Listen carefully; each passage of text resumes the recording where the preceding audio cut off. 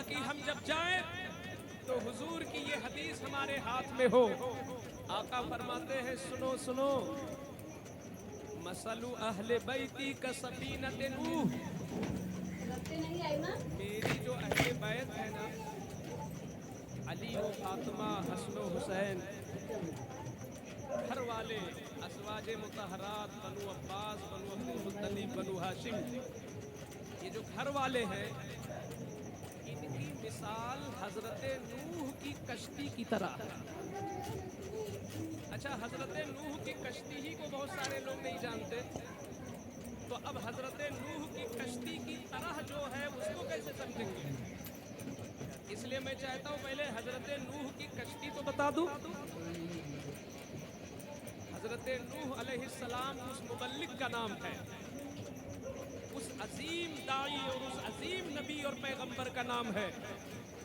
آج تو ہم 1 گھنٹے میں گھبرا جاتے ہیں، ہم 1 سال میں گھبرا جاتے ہیں کہ کوئی نہیں سنتا، چلو اس لائن کو چھوڑو کچھ اور کرو۔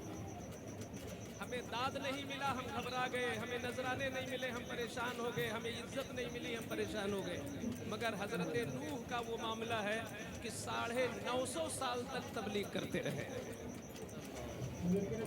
950 سال تک تبلیغ کیا، مگر ایمان لانے والے چند۔ اتنی لمبی مدت تو جانتے ہو، یہ تو میرے حضور کی عظمت ہے کہ کچھ بھی کرو عذاب نہیں آتا ہے۔ یہ کرونا عذاب نہیں تھا، یہ وارننگ تھی۔ یہ سب وارننگ ہے، عذاب نہیں ہے۔ عذاب تو وہ تھے جو پہلے آتے تھے۔ حضرت نوح علیہ السلام نے جب کیا بددعا تو ایسا طوفان آیا کہ 40 روز تک آسمان سے بھی بارش ہوئی اور زمین سے بھی بارش ہوتی رہی، نیچے سے بھی پانی نکلا، اوپر سے بھی پانی نکلا، اور تسلسل کے ساتھ 40 روز تک۔ آپ اندازہ کر سکتے ہو کتنا پانی تھا، مگر اس پانی میں حضرت نوح کی کشتی تیر رہی تھی۔ بچا کون تھا؟ بچا وہی تھا جو کشتی میں سوار ہوا تھا، جو کشتی میں بیٹھا وہی بچا۔ سگا بیٹا نہیں بیٹھا تو وہ نہیں بچا، جو کشتی میں بیٹھا وہی بچا۔ تو حضور فرماتے ہیں سن کان کھول کر، یہ جو اہل بیت ہیں ہمارے، یہ اسی کشتی کی طرح ہیں، جو ان کا دامن تھامے گا وہی بچے گا، جو ان سے محبت کرے گا وہی نجات پائے گا۔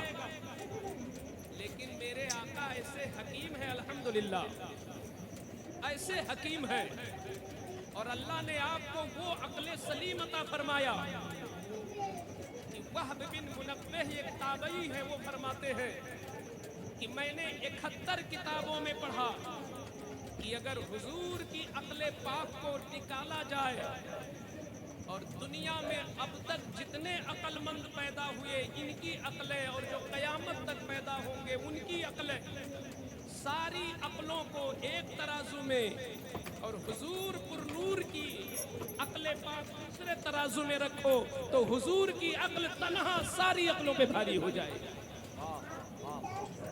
تو جب ایسے حکیم ہیں تو ان کے قول میں ہمیں آج غور کرنا، یہ حضور نے تشبیہ کیوں دیا؟ اپنے حسن و حسین کو نوح کی کشتی بتایا، علی اور فاطمہ کو نوح کی کشتی بتایا، تو یہ کوئی عام مبلغ کا قول نہیں کہ سن کے صرف الحمدللہ کہہ کے گزر جاؤ، یہ اس حکیم کا قول ہے کہ پوری زندگی غور کرتے رہو تو حکمت کی موتیاں نکلتی ہی رہیں گی۔ حضور نے تشبیہ دیا، میرے حسن و حسین کشتی نوح ہیں، میری فاطمہ نوح کی کشتی کی طرح ہے، علی نوح کی کشتی کی طرح ہے۔ آؤ غور کرتے ہیں کہ کشتی کو چاہیے کیا کیا۔ آپ یہ بتاؤ، حاجی علی گئے ہو نا؟ بمبئی گئے ہو کوئی؟ سمندر پار کیا آپ نے کبھی؟ کشتی میں بیٹھے، کشتی دیکھا ہے کہ نہیں دیکھا ہے؟ ٹھیک ہے، کشتی دیکھا سب نے ہے الحمدللہ۔ کشتی چاہے جتنی اچھی ہو، چاہے جتنی اچھی ہو، آج ہی بنی ہو، نئی ہو، بالکل اوریجنل، لیکن اگر نہ ہو, غائب ہو, تو کیا خود بخود کشتی منزل تک پہنچ جائے گی؟ نہیں پہنچے گی, نہیں پہنچے گی. اچھا یہ بتاؤ, ملاح موجود ہو چلانے والا, لیکن رات کی ایسی تاریکی چھا گئی کہ ملاح اپنے آپ کو بھی نہیں دیکھ پا رہا ہے میں کہاں ہوں, تو کیا وہ ملاح کشتی کو منزل تک پہنچائے گا جو دیکھ ہی نہیں پاتا؟ پتا چلا کہ کشتی منزل تک پہنچنے کے لیے 3 چیزوں کی ضرورت ہے. کشتی بھی سلامت ہو, اور ملاح بھی سلامت ہو, اور ملاح کے لیے روشنی بھی ہو, چاہے وہ سورج کی روشنی ہو چاہے وہ چاند کی روشنی. جب تک روشنی نہیں ہوگی تو منزل پہنچے گی کیسے؟ ٹکرا جائے گی کسی پہاڑی سے, ڈوب جائے گی طوفانوں میں. حضور نے حسن و حسین کو کشتی کہا, حضور نے فاطمہ اور علی کو کشتی کہا, حضور نے اپنی ازواج کو کشتی کہا, حضور نے اپنے خاندان کو کشتی کہا. علی اکبر کٹرا کے لوگ, اگر انصاف کا دل تمہارے سینے میں اللہ نے رکھا ہے, اگر سوجھ بوجھ کا چراغ تمہارے دماغ میں روشن ہے, اگر اللہ کی توفیق سے تم نے انصاف کا لفظ سنا ہے, تو آؤ میرے سامنے تم بتاؤ, حضور نے اپنے اہل بیت کو صرف کشتی ہی تو کہا ہے, صرف کشتی ہی کہا ہے, اور تنہا کشتی منزل تک نہیں پہنچاتی جب تک کشتی چلانے والا ملاح نہ ہو, جب تک کشتی کے لیے روشنی نہ ہو. میں پوچھنا چاہتا ہوں, صرف اہل بیت کا رٹ لگانا اور صرف اہل بیت سے محبت کرنا یہ تو ایسے ہی ہے کہ کشتی ہے ملاح غائب ہے, کشتی ہے روشنی نہیں ہے. ارے سنیو, اپنے مقدر پر قربان جاؤ. اگر اس کشتی, اگر فاطمہ کشتی ہے, حسن کشتی ہے, حسین کشتی ہے, مولا علی کشتی ہے, تو ابو بکر اس کے ملاح ہے. مولا علی اگر کشتی ہے تو فاروق اعظم ملاح ہے, ابو ہریرہ ملاح ہے, امیر معاویہ ملاح ہے. نعرہ تکبیر, نعرہ رسالت, عظمت صحابہ کانفرنس, مسلک اعلی حضرت, فیضان خاندان اہل بیت, حضرت علامہ مفتی شیر محمد صاحب قبلہ. عوام کی نجات اس میں ہے, عوام کی نجات اس میں ہے کہ اپنے عالم کی بات سنیں. قرآن کا فیصلہ آپ نہیں کرو گے, ٹھیک ہے, آپ سنار ہو تو سونا ہی تو جانتے ہو, آپ کسان ہو تو کھیت کے معاملات ہی تو جانتے ہو, لیکن قرآن اور حدیث کے معاملات علماء جانتے ہیں. اہل بیت اور صحابہ کا جوڑ کیا ہے یہ ٹینٹ لگانے والا, شامیانہ تاننے والا نہیں بتائے گا. یہ وہ بتائے گا جو بخاری پڑھتا ہے, یہ وہ بتائے گا جو مسلم پڑھتا ہے, یہ وہ بتائے گا جو قرآن پڑھتا ہے.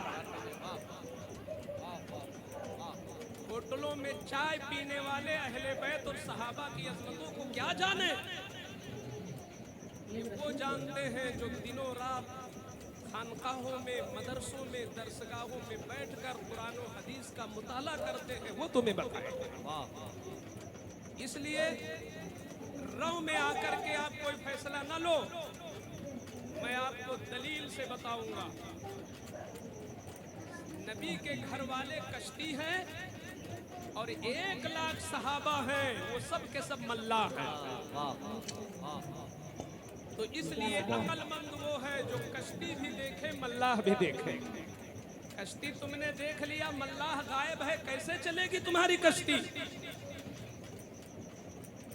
اسی لیے تو میرے اعلیٰ حضرت نے ایک شعر میں کتنا اچھا فیصلہ کر دیا اور سنیوں کو یہ مجدہ سنا دیا, اہل سنت کا ہے بیڑا پار, اصحاب رسول ناؤ ہے اور نجم ہے عطرت رسول اللہ.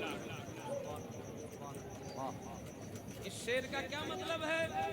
مطلب یہ ہے کہ کشتی कश्ती तो अहले बैत हैं, लेकिन उस कश्ती के मल्लाह और उस कश्ती के लिए रोशनी ये सब सहाबा हैं।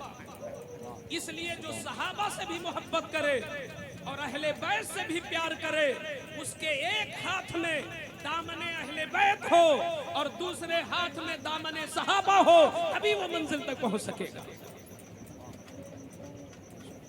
आप आओ देखो। अच्छा, ये सहाबा